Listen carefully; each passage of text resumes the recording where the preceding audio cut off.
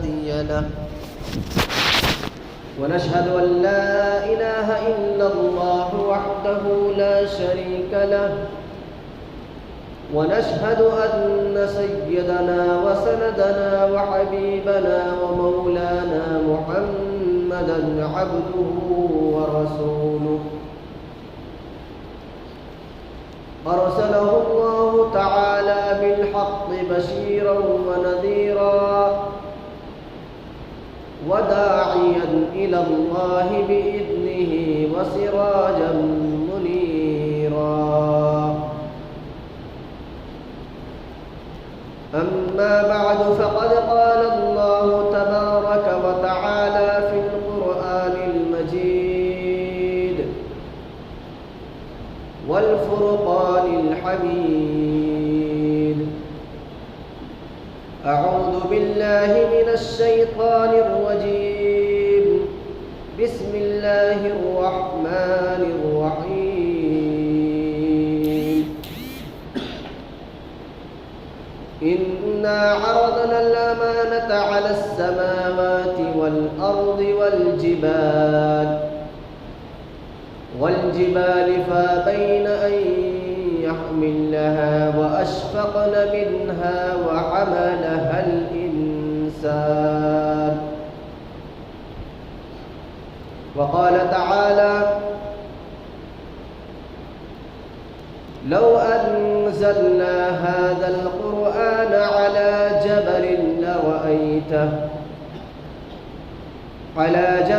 لرأيته خاشعا متصدعا من خشية الله. وتلك الأمثال نضربها للناس لعلهم يتفكرون. وقال النبي صلى الله عليه وسلم: إن الله يرفع بهذا الكتاب أقواما ويضع به آخرين، أو كما قال رسول الله صلى الله عليه وسلم: رب اشرح لي صدري ويسر لي أمري واحلل عقدة من لساني يفقه قولي. سبحان ربك رب العزة عما يصفون وسلام على المرسلين والحمد لله رب العالمين. محترم و مکرم حضرات سامعین، بزرگان دین، حاضرین جمعہ، نوجوان ساتھیوں، گزشتہ ہفتہ حضرات کے سامنے مدارس اور مدارس میں پڑھنے والے طلباء اور مدارس سے پڑھ کر کے نکلنے والے علماء حفاظ،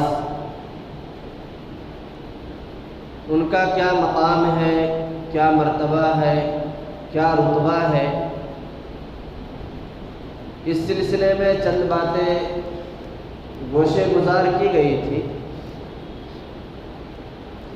اور ان کے مقام و مرتبہ کو سمجھانے، دل میں جگہ دینے اور عمل کرنے کی ترغیب بھی دی گئی تھی. آج جس عنوان پہ بات کرنے کا ارادہ ہے اور جو بات آپ حضرات کے گوشے گزار آپ حضرات تک پہنچانے کی نیت ہے، ارادہ ہے، وہ یہ ہے کہ جیسا کہ گزشتہ ہفتہ آپ نے سنا، مدارس، پڑھنے والے طلباء، حفاظ، تو ان مدارس میں اگر صحیح معنوں میں دیکھا جائے اور اس بات کو سمجھنے کی کوشش کی جائے تو مدارس میں، مکاتب میں جتنی بھی کوششیں کی جاتی ہیں وہ صرف اور صرف ایک کتاب کو سمجھنے کی کوشش کی جاتی ہے. وہ پڑھانے کا مقصد ہی یہی ہوتا ہے کہ اس کتاب کو صحیح طریقے پر ہم سمجھیں اور سمجھ کر کے دوسروں کو سمجھانے کی کوشش کریں، اور وہ کتاب ہے کلام اللہ۔ میں آج اسی بات پر اور اسی کلام اللہ پر بات کرنے کی کوشش کروں گا۔ دعا فرمائے اللہ تبارک و تعالی مجھے صحیح کہنے اور ہم سب کو اس پر عمل کرنے کی توفیق و سعادت نصیب فرمائے۔ دیکھیے، کلام اللہ اور قرآن کتاب، یہ تین ورڈ ہیں۔ ایک ہے کلام، دوسرا ہے کتاب، اور تیسرا لفظ جو آیا ہے قرآن مجید کے اندر قرآن۔ یہ تینوں کے الگ الگ معنی، الگ الگ مطلب اور الگ الگ مفاہیم ہیں۔ اس کتاب کو کلام اللہ بھی کہا جاتا ہے۔ کلام اللہ کا میننگ اگر انگلش میں اس کو کریں گے تو کلام کے معنی آتے ہیں ٹاکنگ، بات کرنا۔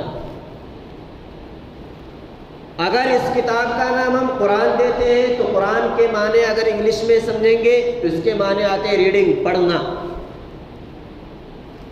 اور تیسرا لفظ کتاب، اگر ہم اس کلام الہی کو کتاب کہیں گے تو اس کا میننگ انگلش میں سمجھنا چاہیں تو اس کا میننگ ہوتا ہے رائٹنگ، لکھنا۔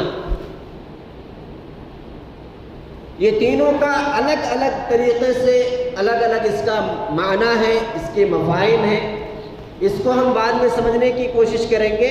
سب سے پہلے ہم یہ سمجھیں گے کہ آخر یہ کلام اللہ یا کتاب اللہ یا قرآن ہے کیا۔ تو سیدھے سادے لفظ میں اگر سمجھنا چاہتے ہیں تو یہ کتاب جس کو قرآن کہتے ہیں یہ کتاب ہدایت ہے۔ یہ کتاب ہدایت کے لیے آئی ہے۔ یہ کتاب ہمیں سیدھے راستہ پر چلانے کے لیے آئی ہے۔ اس کتاب کے ذریعے سے ہم اللہ کو پہچان سکتے ہیں۔ یہ کتاب ہمیں اور آپ کو اللہ کی طرف جانے والے راستہ دکھاتی ہے۔ قرآن مجید کے بے شمار مقامات پہ آپ کو مل جائیں گے، یہ بات مل جائے گی۔ سورہ بقرہ کے اندر شروع میں اللہ نے کہا الف لام میم، آگے کہا ذالک الکتاب، یہاں پہ کتاب کا لفظ آیا، ذالک الکتاب۔ آگے اللہ نے کہا لا ریب فیہ، اس میں کوئی شک نہیں، یعنی اس کتاب میں کوئی شک ہی نہیں ہے، شک کی گنجائش نہیں ہے۔ اور آگے اللہ نے کہا ھدی للمتقین، یہ ہدایت دینے والی کتاب ہے۔ قرآن مجید کے 13ویں پارے کے اندر اللہ نے ایک جگہ کہا ھدی للناس، کہیں کہا اللہ تعالیٰ نے کہ یخرجہم من الظلمات الی النور، کہ ظلمت سے، تاریکی سے، گندگی سے، غلیظگی سے، نجاست سے یہ کتاب نور کی طرف، ہدایت کی طرف، روشنی کی طرف، اچھائی کی طرف لے جانے والی کتاب۔ یہ کتاب سراپا ہدایت ہے، صرف مسلمانوں کے لیے نہیں۔ اللہ نے قرآن کے اندر کہا ھدی للناس، پوری انسانیت کے لیے یہ ہدایت کا ذریعہ ہے۔ یہ اللہ نے ایک بہت ہی بڑا میسج دیا ہے ہمیں ہدایت کے لیے۔ اللہ چاہتے ہیں ہدایت پانا چاہتے ہو، ہدایت حاصل کرنا چاہتے ہو، کامیابی چاہتے ہو، اچھے انسان بننا چاہتے ہو، دنیا اور آخرت کی کامیابی چاہتے ہو تو اللہ فرماتے ھدی للناس، اس کو پڑھا کرو، اس میں ہدایت ہے، اس میں اللہ تعالیٰ نے بے شمار برکتیں رکھی ہیں۔ یہ سب کے لیے ہدایت والی کتاب۔ اچھا، یہ کتاب آئی کہاں سے؟ اللہ نے قرآن مجید کے اندر خود کہا یسمعون کلام اللہ کی ذات سے نکلا ہوا کلام ہے، یہ اللہ کی ذات سے نکلی ہوئی بات ہے۔ یہ اس کے فائدے کیا ہیں؟ پڑھنے کے فائدے بے شمار فائدے، کہاں تک بتایا جائے۔ بیمار پر پڑھو شفا یاب ہو جائے گا، مردوں پہ پڑھو بخشش ہو جائے گی، گنہگار پر پڑھو بخشش ہو جائے گی، گھر میں پڑھو برکت آ جائے گی، فیکٹری میں پڑھو برکت آ جائے گی۔ جو انسان پڑھے اس کا چہرہ نور سے منور ہو جائے گا۔ جہاں پڑھو، جس جگہ پہ پڑھو، جو پڑھے سب کو یہ کتاب چمکا دیتی ہے۔ لیکن شرط لگا دی اللہ نے۔ میں نے گزشتہ ہفتہ حضرات کے سامنے ایک جملہ کہا تھا، اگرچہ کہ وہ ٹاپک پہ میں بات نہیں کیا تھا، لیکن میں نے یہ کہا تھا کہ اللہ تعالیٰ نے قرآن نازل کیا، نازل کرنے کے بعد سب سے پہلا میسج جو دیا ہمیں، اقرا، پڑھنے کا حکم، پڑھنے پڑھانے کا حکم دیا، لکھنے لکھانے کا حکم دیا اللہ تعالیٰ نے۔ جس مذہب کے ماننے والوں کو، جس شریعت کے ماننے والوں کو سب سے پہلا میسج، سب سے پہلا پیغام اور سب سے پہلی چیز جو اللہ کی طرف سے آئی ہو وہ پڑھنا ہے، اور یہ امت کا سب سے بڑا طبقہ جاہل ہو چکا ہے۔ مسلمان طبقہ پڑھنے میں کوسوں دور، پڑھنے سے ناواقف، دین سے ناواقف۔ جس شریعت کو ماننے والے کو سب سے پہلا ورڈ دیا گیا پڑھنے کا، پڑھانے کا، سیکھنے کا، سکھانے کا، آج وہی امت پڑھنے سے، جانکاری سے، دین سمجھنے سے، دین پر عمل کرنے سے یہ امت کوسوں دور بھاگتی جا رہی ہے۔ ہمیں سب سے پہلا حکم یہی دیا گیا ہے، پڑھنے کا حکم ہے۔ اس میں اللہ تعالیٰ نے بے شمار ہدایتیں رکھی ہیں، بے شمار برکتیں رکھی ہیں۔ پڑھ کر کے تو دیکھو کبھی، اللہ نے کیسی اس کے اندر برکات، ثمرات اللہ نے رکھی اس کتاب کے اندر۔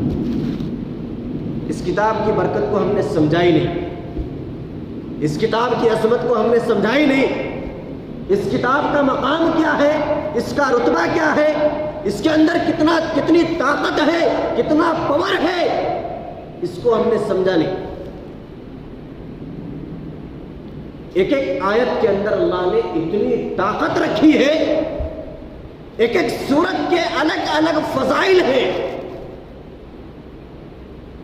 اور سب فضیلتیں، اس کے برکات قرآن کے اندر اللہ تعالیٰ نے اس کے فضائل جو ہے اللہ کے نبی جناب محمد رسول اللہ صلی اللہ علیہ وسلم کے ذریعے سے ہمیں بتا دیا گیا۔ میں مثال کے طور پہ بتا رہا ہوں، بہت سارے لوگ ہیں رزق کے اعتبار سے پریشان رہتے ہیں، کاروبار نہیں، بے روزگار بیٹھے پریشان ہیں، پوری دنیا سے وہ کہتے پھریں گے، جگہ جگہ کے چکر کاٹیں گے، لیکن اگر نہیں کہیں گے تو اللہ سے نہیں کہیں گے، سر نہیں جھکائیں گے تو اللہ کے پاس نہیں جھکائیں گے، نہیں مانگیں گے تو اللہ سے نہیں مانگیں گے۔ یہ ہمارا حال ہے۔ قرآن ہمیں یہ بتاتا ہے، قرآن کی آیت ہمیں یہ بتاتی ہے، اللہ کے رسول جناب محمد رسول اللہ صلی اللہ علیہ وسلم کی حدیث ہمیں یہ بتاتی ہے۔ اللہ کے رسول نے کہا کہ اگر تمہیں تنگ دستی ہے، پریشانی ہے، بے روزگار بنے بیٹھے ہو، اللہ کے رسول صلی اللہ علیہ وسلم نے حدیث کے اندر فرمایا کہ سورہ واقعہ کی تلاوت روزانہ کیا کرو، تمہارے گھر کے اندر کبھی تنگی نہیں آئے گی۔ یہ نبی کا فرمان ہے۔ سورہ ملک پڑھا کرو، قبر کے وحشت سے، قبر کے عذاب سے بچا لیے جاؤ گے۔ سورہ بقرہ پڑھا کرو، تمہارے گھر میں جنات شیاطین کا بسیرا نہیں ہوگا۔ بے شمار فضیلتیں، اور ہمارا حال یہ ہے کہ ہم قرآن پڑھنا پہلی بات تو جانتے ہی نہیں، اور اگر جانے بھی تو اللہ توفیق ہی نہیں دیتے، کبھی توفیق نہیں ہوتی کہ قرآن کھول کر کے کم سے کم پڑھیں۔ اللہ نے اس میں بے شمار برکتیں رکھی ہے، اس قرآن کو پڑھنے کا ہمیں حکم دیا گیا۔ اور قرآن کا جو معنی ہے نا، قرآن، اس کا معنی بھی آتا ہے، اگر اردو میں اس کا ترجمہ کریں گے قرآن کا تو اس کا معنی بھی آتا ہے پڑھنے کے۔ اِنَّا عَلَيْنَا جَمْعَهُ وَقُرْآنَهُ، اللہ نے خود سورہ قیامت کے اندر پارہ نمبر 29 میں کہا کہ ہم نے اس کا نام قرآن اس لیے رکھا ہے تاکہ اسے بار بار پڑھا جائے، بار بار اسے ریپیٹ کیا جائے۔ اور اتنا ہی نہیں بلکہ ہر عبادت کے اندر، اور عبادتوں میں سب سے افضل ترین عبادت، سب سے بڑی عبادت، سب سے محترم شان عبادت نماز ہے۔ اللہ نے کہا کہ وہ نماز نماز نہیں جس میں قرآن کی تلاوت نہیں، ہر نماز میں اور ہر نماز کے ہر رکعت میں ہمیں قرآن کی تلاوت کرنے کا حکم ہے۔ اللہ نے اس کے اندر کتنی برکتیں رکھی ہیں، اس کو کون سمجھے؟ سمجھ کر کے تو دیکھیں، کبھی عمل کر کے دیکھیں۔ اللہ نے کتنی برکتیں رکھی اس قرآن پاک کی ایک ایک آیت کے اندر، ہدایت کے چشمے ہیں یہ،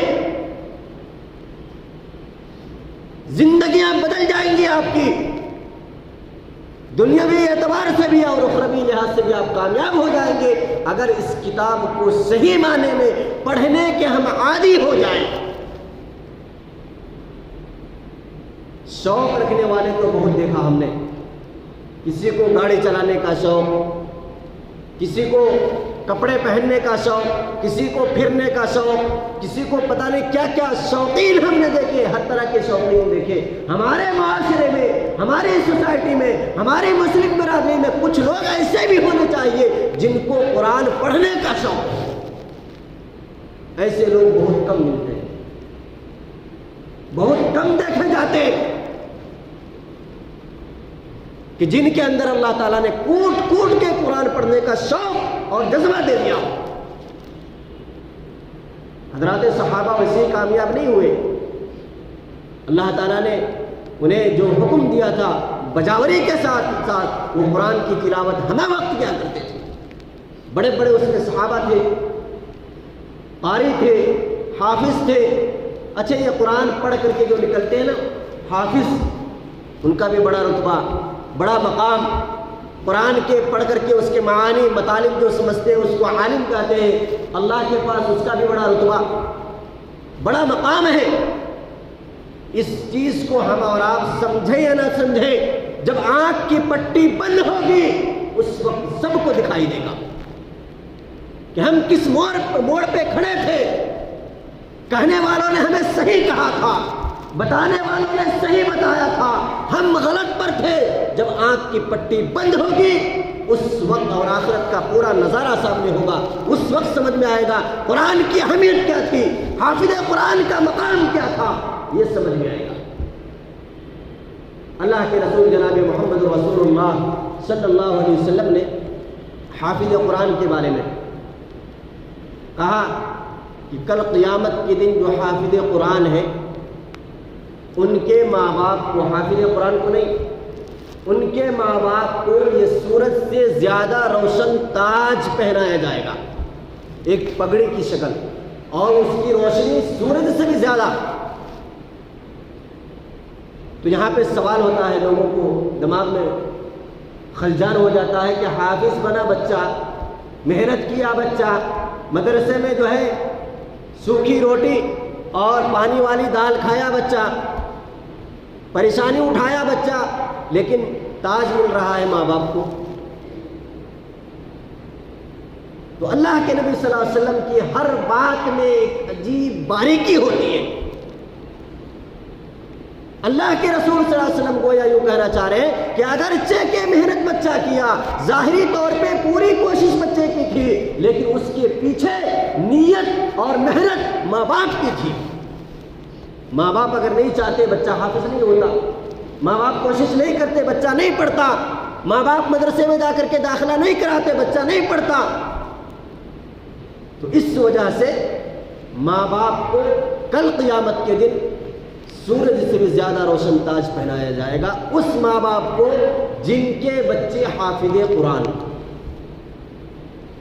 اور آگے اللہ کے رسول جناب محمد رسول اللہ صلی اللہ علیہ وسلم نے ایک حدیث کے اندر فرمایا کہ کل قیامت کے دن حافظ قرآن سے جو لوگ حافظ ہیں ان سے کہا جائے گا اقرا ورتقی ورتل کما كنت ترتل في الدنيا فإن منزلك عند آخر آیة تقرأها. حافظ قرآن سے کہا جائے گا کہ تمہارا حساب و کتاب نہیں، تم قرآن کی آیت پڑھتا جاؤ، جنت کی سیڑھیوں پہ چڑھتے چلے جاؤ.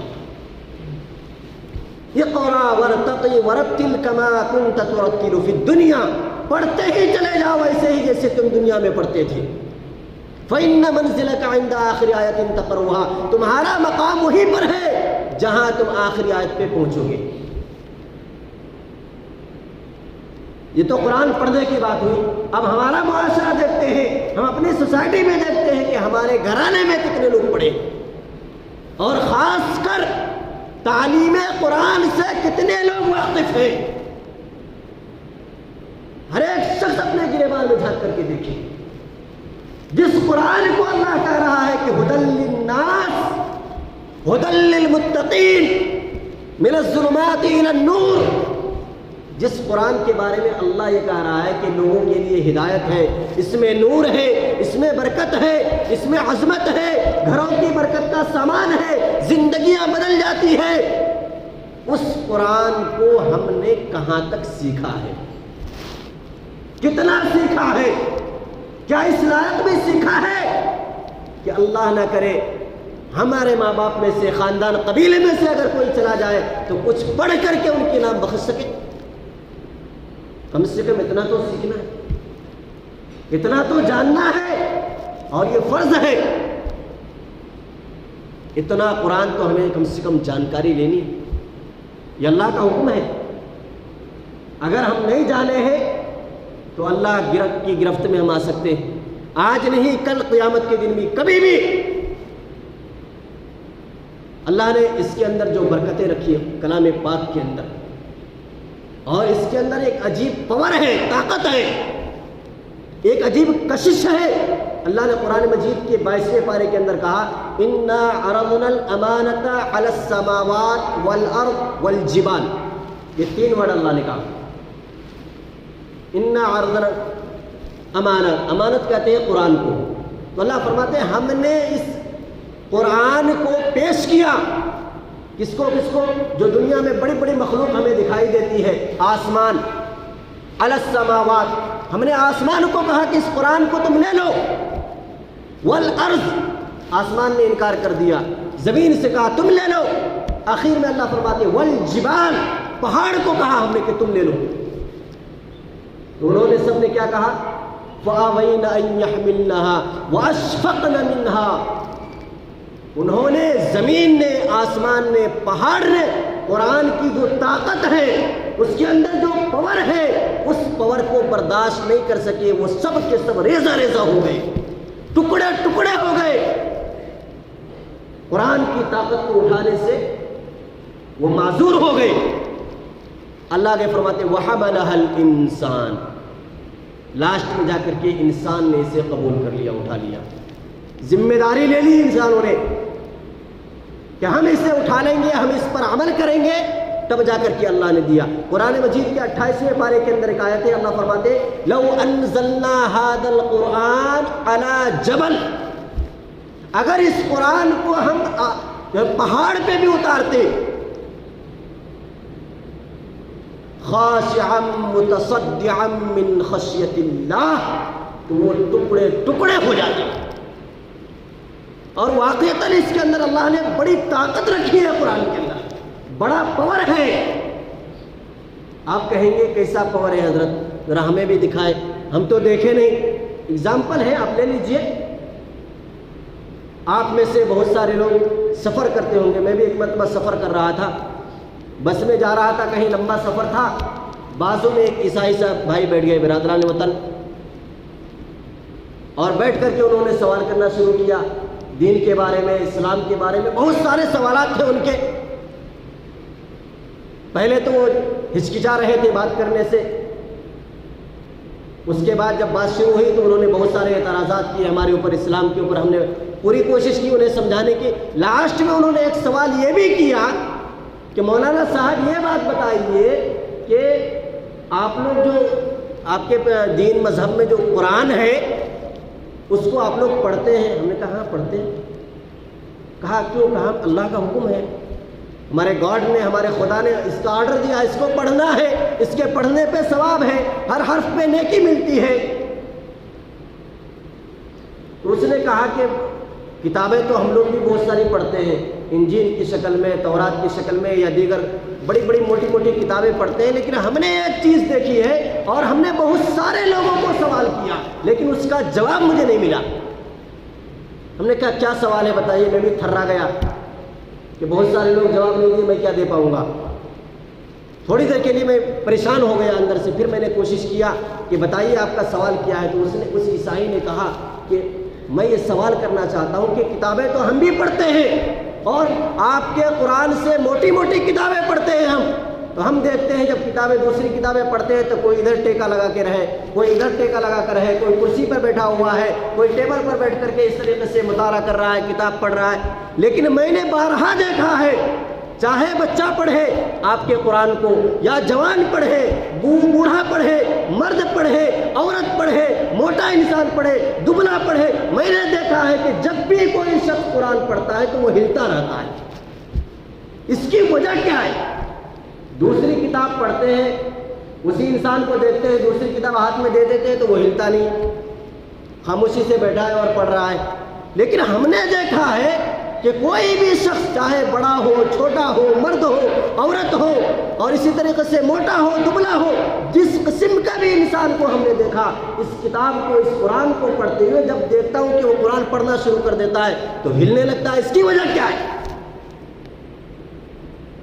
میں نے کہا اس کا جواب تو نقلی جواب, شریعت میں تو کوئی جواب نہیں ہے, لیکن عقلی جواب اگر جاننا چاہتے ہیں تو میں یہ کہوں گا کہ دوسری کتاب میں پاور نہیں ہے, ہمارے قرآن کے اندر اللہ نے اتنی طاقت رکھی ہے, اتنی طاقت رکھی ہے, جو پڑھتا ہے اسے ہلا دیتا ہے. آپ بھی پڑھیں گے آپ بھی ہلنے لگیں گے. واقعتاً اللہ نے اس کے اندر طاقت رکھی ہے. آپ نے بھی دیکھا ہوگا جب کوئی انسان قرآن پڑھتا ہے تو وہ ہلتا ہے. یہ قرآن کی تاثیر ہے, یہ قرآن کا معجزہ ہے, اللہ نے دیا ہے. پورا بدن جوڑ جاتا ہے اس میں. قرآن مجید کے بے شمار مقامات پہ اللہ تعالیٰ نے خود اس قرآن کا تذکرہ کیا, اس کے فضائل خود بتائے اللہ تعالیٰ نے. اور اللہ کے نبی جناب محمد رسول اللہ صلی اللہ علیہ وسلم نے بھی شریعت مطہرہ کے احادیث کے ذریعے سے ہمیں سمجھانے کی کوشش کی کہ یہ قرآن ایسی کتاب ہے صرف مردوں کے لیے نہیں ہے, تمہاری سوچ غلط ہے. صرف تعویذ بنانے کے لیے قرآن نہیں ہے, صرف بیماروں پر پڑھنے کے لیے نہیں ہے, مرنے کے بعد صرف قرآن خواری کرنے کے لیے نہیں ہے, مردوں کو بخشش کروانے کے لیے صرف نہیں ہے. یہ قرآن جس طریقے سے مردوں کو جو ہے تازگی بخشتا ہے, اسی طریقے سے زندوں کو بھی یہ قرآن پڑھنے سے ترقی کی طرف لے جاتا ہے. جس طریقے سے مردوں پر پڑھنے کا حکم ہے, تعویذ بنانے کے لیے پڑھنے کا حکم ہے, جس طریقے سے مغفرت کروانے کے لیے پڑھنے کا حکم ہے, اسی طریقے سے زندوں کو بھی پڑھنے کا حکم ہے. بیمار پر پڑھیے, شفا یاب ہو جائے گا انشاءاللہ, اللہ کی ذات سے امید ہے. جس گھر میں جنات و شیاطین کا وساوس ہے, قرآن کی تلاوت کی جائے گا. دکان میں بھی برکتی ہے, پڑھیے, پڑھائیے, دکان میں برکت آئے گی, فیکٹری میں برکت آئے گی. بعض جگہ ہم نے دیکھا کہ کچھ لوگ علماء کو بلاتے ہیں اور قرآن کی تلاوت دکانوں میں, فیکٹری میں اچھی چیز ہے, لیکن وہاں پہ ایک غلطی کرتے ہیں. وہ غلطی کیا ہے میں آپ کو بتاتا ہوں, اور شاید یہ بات بتانے سے وہ لوگ بھی ہچکچاتے ہوں گے. دیکھیے وہ جو پڑھنے کے لیے علماء حفاظ آپ کے فیکٹری میں یا آپ کے گھر میں یا آپ کی دکان میں یا جس جگہ پہ بھی آتے ہوں گے پڑھنے کے لیے، قرآن تو قرآن ہے، اس میں تو برکت ہی برکت ہے، برکت سے تو خالی نہیں، لیکن ہماری وہاں پہ تھوڑی سی غلطی ہو جاتی ہے۔ وہ غلطی کیا ہے؟ ہمیں یقین ہے، ہم جانتے ہیں کہ ہم پڑھے ہوئے نہیں ہیں، ہمیں عربی نہیں آتی، ہمیں قرآن پڑھنا نہیں آتا ہے، دل میں ایک شوق ہے کہ ہمارے گھر میں حضرت آ کے پڑھیں گے فائدہ ہوگا، دکان میں آئیں گے فائدہ ہوگا، برکت آئے گی، فیکٹری میں پڑھیں گے برکت آئے گی، لیکن پڑھنا نہیں جانتے ہیں۔ اگر وہ حافظ صاحب آپ کے گھر میں آ کر کے پڑھتے ہیں تو جتنی دیر پڑھیں آپ وضو بنا کر کے ہاتھ باندھ کر کے وہاں بیٹھ جائیں۔ قرآن کی آیت سنیے، جتنا پڑھنے کا ثواب اتنا سننے کا ثواب حاصل کیجیے، انہوں کو اکیلا نہ چھوڑیے، ہاتھ باندھ کر کے بیٹھیے وہاں پہ، وہ آدھا گھنٹہ پڑھیں گے جائیں گے، آپ بھی آدھا گھنٹہ قرآن کی تلاوت سے، ان کی برکات سے، اس کے منور اور اس کی آیات کی برکتوں سے آپ بھی بہرور ہو جائیں گے۔ یہ عادت ڈالیے، یہ ہونی چاہیے۔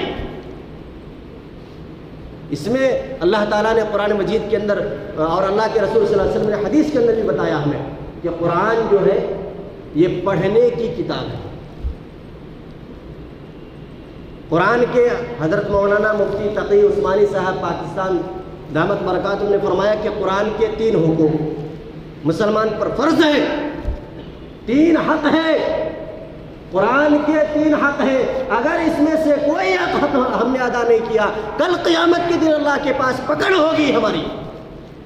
پہلا حق یہ ہے کم سے کم سال میں 3 مرتبہ قرآن کمپلیٹ کرنا، حافظ کے لیے اور عام آدمی کے لیے کم سے کم سال میں 1 مرتبہ قرآن کمپلیٹ کرنا عام آدمی کے لیے۔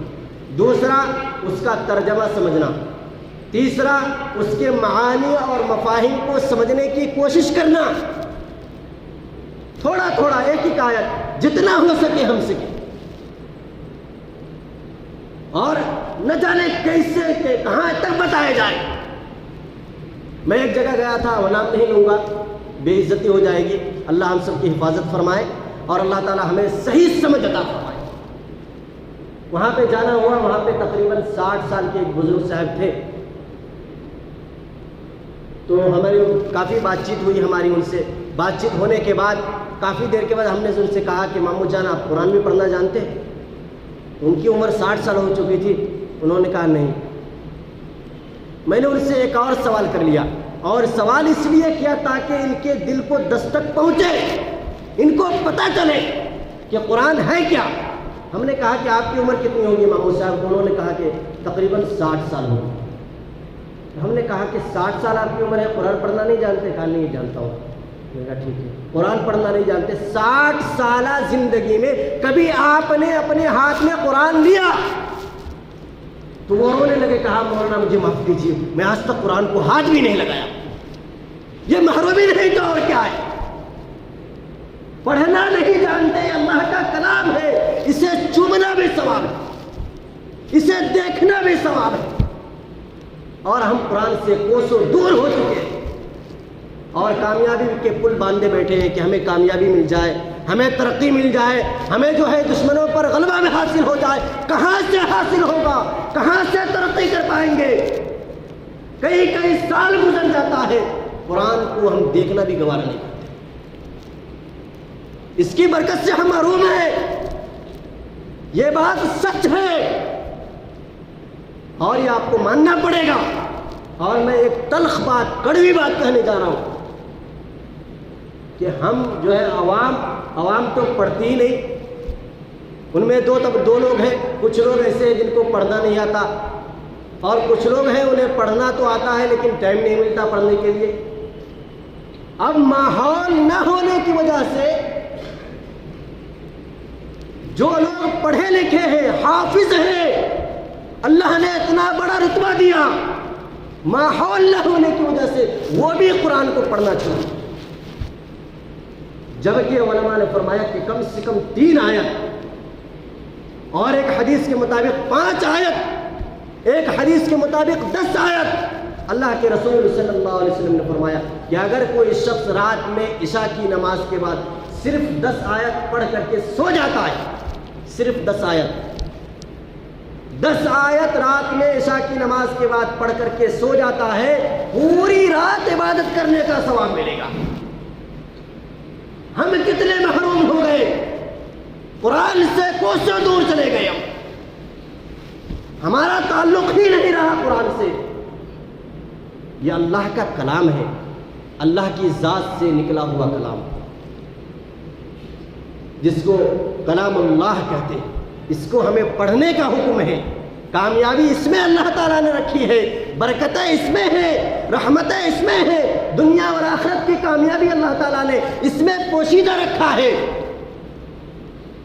ہم کامیاب اسی وقت ہو سکتے ہیں جب ہم قرآن کی تلاوت کرنا شروع کر دیں گے۔ ایک وقت تھا، ایک زمانہ وہ تھا جب فجر کی نماز پڑھ کر کے باہر نکلتے تھے، گلیوں میں جاتے تھے تو گھروں سے عورتوں کے قرآن کی تلاوت کی آواز آتی تھی، دل خوش ہوتا تھا کہ ماشاءاللہ مردوں کے ساتھ ساتھ عورتیں بھی ماشاءاللہ قرآن کی تلاوت کر رہی ہیں، قرآن کی جو ہے قرآن سے اپنا رشتہ، اپنا تعلق انہوں نے جوڑ رکھا ہے۔ ہمیں اس اللہ کے کلام سے ذرا برابر بھی، اب ظاہری طور پہ کچھ بھی سمجھیں لیکن یہ حق بات ہے، ہم نے قرآن کو چھوڑ دیا۔ اور اللہ کے رسول صلی اللہ علیہ وسلم نے آخر زمانے میں فرمایا تھا، ترکت فیکم امرین، میں تو دنیا سے جا رہا ہوں لیکن 2 چیز چھوڑ کر کے جا رہا ہوں۔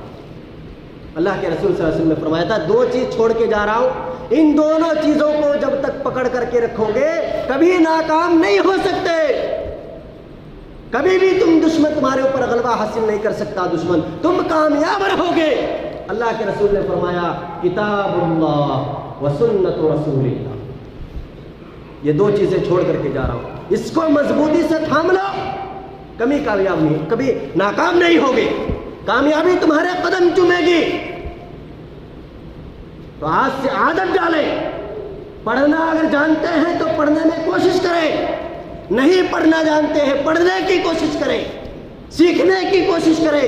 یہ اللہ کا کلام ہے، یہ آخرت میں کامیاب جو کام آنے والی چیز ہے، دنیا اور آخرت کی بھلائی کی چیز ہے، بے شمار چیزیں اللہ تعالیٰ نے اس میں رکھی، لیکن ہم نے قرآن کو بھلا دیا، قرآن کی آیتیں ہم نے چھوڑ دی۔ بہت سارے جو ہے عوام کے ساتھ ساتھ خواص بھی، حفاظ بھی ایسے ملیں گے جنہوں نے قرآن کی آیت کو بالکل چھوڑ دیا، بھول گئے حالات کی وجہ سے۔ مجھے اسی بات پر ایک واقعہ یاد آ گیا، بڑا ہی عجیب غریب واقعہ ہے۔ ایک مرتبہ ایسا ہوا، ایک مسجد میں امام صاحب کہیں باہر چلے گئے، امام صاحب تھے نہیں، نماز کا وقت ہو گیا، 4-5 لوگ آئے ہوئے تھے، اس میں ایک آدمی جو ہے تھوڑا بہت پڑھا لکھا تھا، تو سبوں نے فیصلہ کیا کہ بھئی آپ ہی نماز پڑھا دیجئے، امام صاحب تو ہے نہیں، آپ نماز پڑھا دیجئے۔ تو انہوں نے کہا مجھے بھی ایک ہی صورت آتی ہے، کہا کہ جتنی آتی ہے ہمیں تو وہ بھی نہیں آتی، آپ ہی پڑھا دو۔ خیر وہ نماز پڑھانے کے لیے کھڑے ہوئے۔ وہی بات بتا رہا ہوں کہ ہمارے اندر بھولنے کی بیماری آ گئی، ہم بھول چکے قرآن کو، پڑھتے رہتے تو یاد ہوتا۔ قرآن کے اندر اللہ نے خود کہا، پارہ نمبر 26 کے اندر 27 کے اندر اللہ تعالیٰ نے کہا وَلَقَدْ يَسَّرْنَا الْقُرْآنَ لِلذِّكْرِ فَهَلْ مِن مُدَّكِرٍ۔ یہ قرآن کا فیصلہ اللہ خود قرآن کے اندر کر رہے ہیں کہ ہم نے قرآن کو پوری امت کے لوگوں کے لیے آسان کر دیا، ٹف نہیں ہے، سخت نہیں ہے۔ اللہ خود کہہ رہا وَلَقَدْ يَسَّرْنَا الْقُرْآنَ، ہم نے قرآن کو آسان کر دیا یاد کرنے والوں کے لیے۔ فَهَلْ مِن مُدَّكِرٍ، کوئی ہے یاد کرنے والا، اسے اپنے سینے میں محفوظ کرنے والا؟ تو وہی واقعہ ہے۔ وہ واقعہ میں کیا ہوا، وہی صاحب نماز پڑھانے کے لیے کھڑے ہوئے۔ اب ایسا ہوا کہ وہ بیچارے پہلی مرتبہ امامت کر رہے تھے، اور امامت کرنا ایسی معمولی چیز نہیں ہے، دکھنے میں آتا ہے، لیکن بہت بڑی ذمہ داری ہے۔ پاؤں جو ہے زمین سے ہٹنے لگتے ہیں، پورے نمازیوں کا نماز کو کمپلیٹ کروانا ہے۔ اب یہ بیچارے کھڑنے کو تو کھڑے ہو گئے، سورہ فاتحہ پڑھی، سورہ فاتحہ کے بعد جو سورہ یاد تھی اذا السماء انفطرت۔ اب ایسا ہوا پہلی مرتبہ امامت کر رہے تھے، ڈر گئے، ڈر کی وجہ سے بھول گئے۔ اب بار بار کہہ رہے اذا السماء انفطرت، اذا السماء انفطرت، سب پریشان ہیں، اور پیچھے کوئی لقمہ دینے والا نہیں، ہمارے یہاں لقمہ بھی عائب ہے، لقمہ دینا یہ ہیلپ کرنا ہے، یہ کوئی عیب نہیں ہے۔ عرب میں اگر کوئی لقمہ دیتا ہے سامنے والے کو تو وہاں کہتے ہیں جزاک اللہ، حیاک اللہ۔ پیچھے سے اگر امام صاحب بھول گئے تو لقمہ دینا یہ عیب نہیں، یہ ایک شان کی بات ہے، ہیلپ ہے، یہ مدد ہے۔ تو اب یہ بیچارے امام صاحب پہلی رکعت میں اذا السماء انفطرت اذا السماء انفطرت بار بار اسی آیت کو ریپیٹ کر رہے ہیں، اذا السماء انفطرت اذا السماء انفطرت۔ پیچھے اگر کوئی پڑھا لکھا ہو تو جواب دے، اب پیچھے کوئی پڑھا لکھا ہے ہی نہیں، بیچارہ پریشان۔